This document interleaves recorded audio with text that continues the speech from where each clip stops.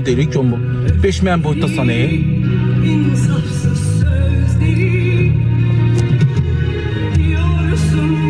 Ay Allah. Ay Allah, sen ne boyutdasan? Sen oraya verip girebileceksen. Hara? Sen düz değil, düz. Ne boyutdasan? 5 mən boyutdasan. Allah, ben senin yanında 90 60. 90 60 90. Kaftar işin.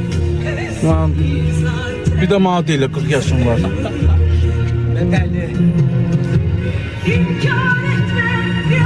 Bak məni bura nəyə gətirdiniz, soxdunuz? Mən nətə çıxacağım? Çıkmırsan, hayır çıkmırsan. Kimlərlə oturmuşsunuz ki o? Südabe Frengizler. Frəngiz Sen kimdir? gene bilersen abi oğlan gelsin versin. Diyan da hara gedirsən? Git ora. Yaxşı ilmə mənə demirdi ki, almış nə boyutdasan. Qabağın işindirsən. Ha. Orada yer var da parki sok ora. Hara soxum? De bura. Fırra rolu. Fırra. Koş sağa bak. Dalımı soxum, qabağımı. Dur ey bax ha, vuracağım. Mən donum, mənim oğlum. Ha.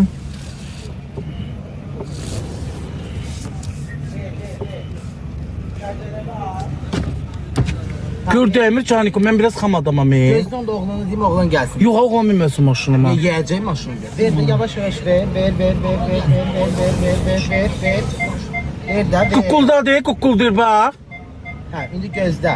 İndi gözdə biraz düzelt rolu bu. Kiş nənəndir. Biraz daha. Aslında sen de kiraz ardıma bakmadan. Yer ayına. Sebeşmiş vaxtımda ardıma. Tamamen içe doğru. Yok hep belə.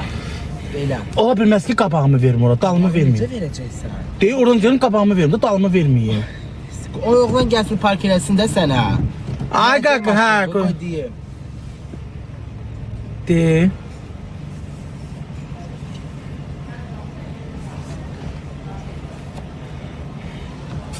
Yox, mən qardaş, sürə bilmirəm, onu ağırım. Dardı. Mən bu niyə Tarkovdan çıxdım yollarına görə? Valla, mən Tarkovda qala bilmədim. Oo, neydi düşdüm ola? Qoy.